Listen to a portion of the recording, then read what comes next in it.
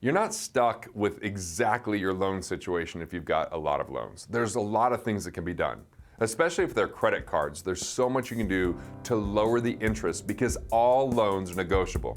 I'll say that again. All loans are negotiable. Let's put more money in your pocket, increase your financial IQ, and create more peace of mind, clarity, and certainty in your life. Welcome to Money Matters, a weekly segment of the Wealth Labs podcast where we tackle the money topics that matter.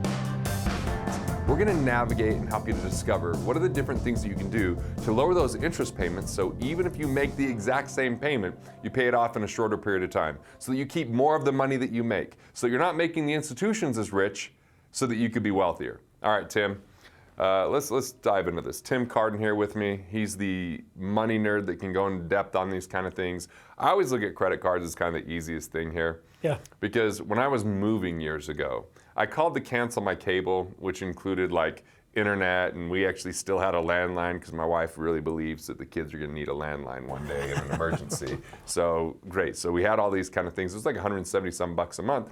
So I called to cancel, but they moved me to the retention department. And by the end of the call, I'd saved $70 a month, even though I was still going to cancel it because it wasn't that I was overpaying in my mind. It was just simply that I was moving and was going to get a different service in a different location. So that really kind of put a light bulb on for me, and I was like, I wonder what it would be like doing this with credit cards. So I just called the credit card company, and the first person I called really has no authority, no power to do anything. So I just said, hey, do you have any deals? Do you have any departments I could talk to about balance transfers?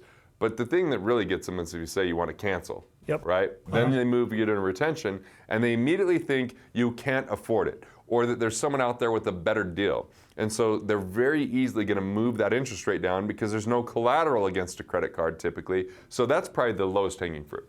Absolutely, because they're, a lot of them, when we first get our credit cards are 20, 24%, somewhere in that range.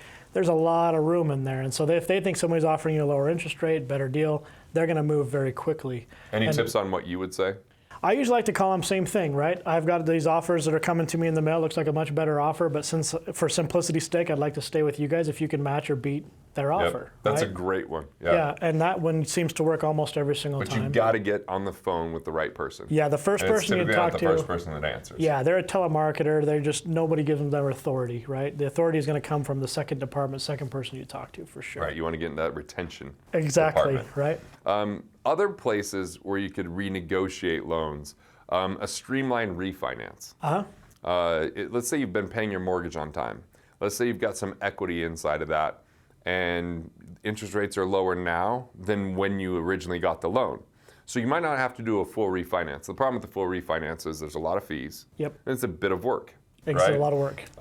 So you got to look at, with all the fees, how long before you actually break even on the better interest rate. You do a full appraisal. You have all these loans that you have to go through. But if you stay with the same company, there are times, and this isn't every time by any means, I don't know, I don't have like the stats, but it's probably like 1 in 3, 1 in 4. So it's not overly common, but it's worth the phone call. Exactly. Now, we've had crazy situations happen when people have made these phone calls. Absolutely. My buddy Kevin, he called to do this, and the second mortgage company was the same company as the first mortgage. They offered him a deal that if he paid 10 cents on the dollar, they would wipe out the second mortgage. This wasn't a loan modification. It was simply a company that was in need of cash and in trouble and knew that they didn't have very good collateral because the market had gone down at that time.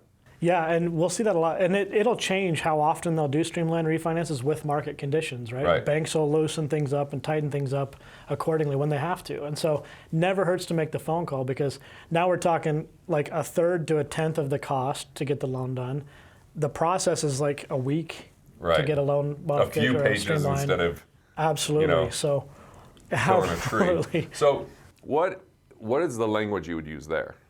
And is the word streamline something that they're common and familiar with, or is that something that I just know this technical term? Streamlined refinance is a common industry term. They should know exactly what you're talking about. And once again, kind of the same strategy with the credit card company. They know, I mean, if we're driving up the freeway here in I-15, how many billboards are there that just say, if your mortgage is above this percent, refinance now, right? So they know we're getting hit with lower rates and better terms constantly. Right. And so they don't want to lose that business either.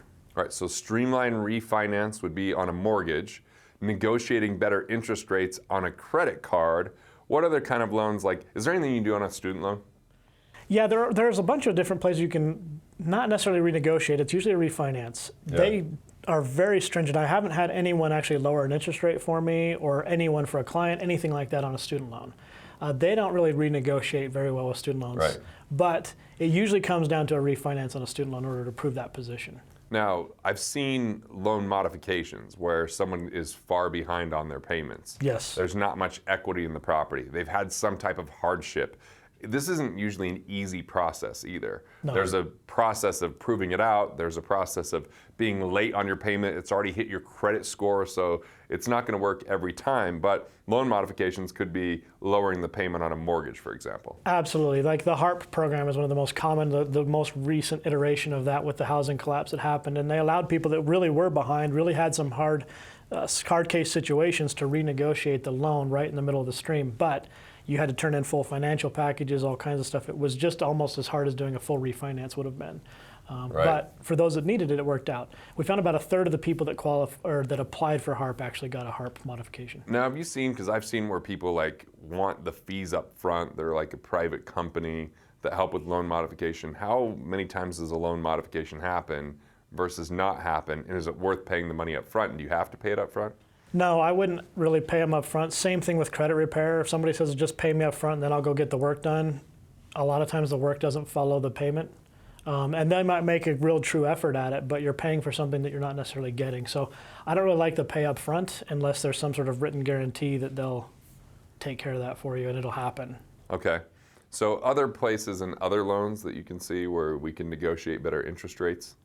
You know, I've seen us negotiate interest rates on pretty much every type of loan. It just depends, except for the student loans. That's the one that's been the least successful. Your financial circumstance and situation is a big part of that, right? Yep, absolutely, absolutely. And what your financial reporting is, or if you had a certain hardship. Yep. So really maybe what we pivot to is just refinancing in general. Yeah, and using a refinance for a modification too, or a renegotiation. So that's happened very successfully where the current company says, nope, we can't bend, no exception, no anything. So we actually get an offer sheet for a refinance and say, well, they're going to offer me this. And then all of a sudden the bank's like, oh, well, never mind. We can help you out. Well, here's where a refinance can make a lot of sense. Let's say you have a paid off car.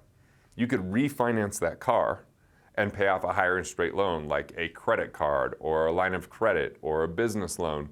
Because a lot of times car loans can be like 1.9, 2.9, really low interest rates because there's the car's collateral. And if you can refinance a car, not a lot of people think about that, right? We think about refinancing a home, but that's just a more preferred loan. And by the way, that loan is an installment loan that if you pay it on time actually helps and boosts your credit score. Absolutely. So that's a great thing to do if you got high interest rate credit cards and other things. Just refinance a car at a much lower rate. You just saved 18% in interest cost. And one that I'm hesitant to mention, but it's important, I think that you have to be the right type of saver, you have to have the right infrastructure, but you could refinance a home, which is potentially tax deductible on that interest, and typically really low, and you can lengthen the loan so you can keep your payment down low.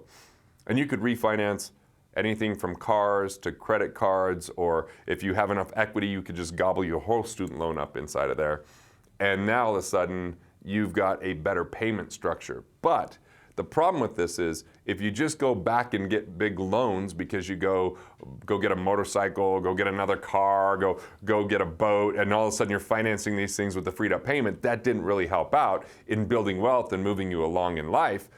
But if you take that savings and you just set up a separate account, and you automatically save that difference into that account, so you start building up that liquidity, which gives you staying power. Build up that liquidity, which allows you to handle and navigate different turbulent times within your life. I think that's where it becomes especially valuable. It's really valuable, if, like you said, if they've got the discipline to pretend like they're still making the old payment, but they're going to make it to themselves now, so Parkinson's law doesn't steal the wealth from them. Right, and Parkinson's law is if you have an increase in income, expenses rise to meet or exceed that increase within 3 to 6 months. Now that's my rendition of how I'd say it. I know you know the history behind Parkinson's law and maybe a more accurate definition. Yeah, so C. Northcote Parkinson did a study of the English Navy. He gave 2 different groups a job to do and a time frame to do the job in. 2 different time frames, same job.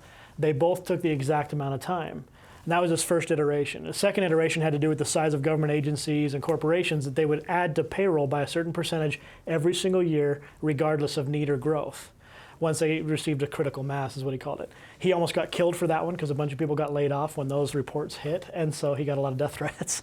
And then he brought it into personal finance, and your definition was very accurate. It was basically what you said: increase or excess of cash flow. If there's not a purpose designated for it, your expenses will rise to meet or exceed it. Right. This is part of why you'd see this economic catalyst type programs where they might say, oh, you're going to get a refund, a tax rebate, tax refund. It's not the problem that people are getting a refund and that's really creating the spur in the economy. It's that with Parkinson's law, people spend that 2, 3, 3.5 times over because like, oh, I'll do that because the refund's coming in. But then they'll categorize that, put it aside, oh, I'll do this because the refund's coming in, and they spend more than they actually have. So Parkinson's law is one of the scary things if you're going to go refinance something, free up cash, and then not have a plan or a strategy with that freed up cash. So look, people that are a train wreck, people that absolutely spend more than they make, paying extra to a loan, shortening loans might be the very best thing they do, with the caveat that that could put them at risk of default if they're spending more than they make,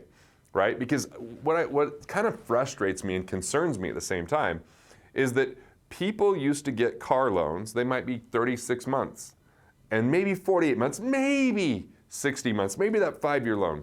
Now it's like 84 months. 84 months. People are just getting long because now they can buy more vehicle even though they can't truly afford it. We become a payment-based society versus a purchase on price-based society.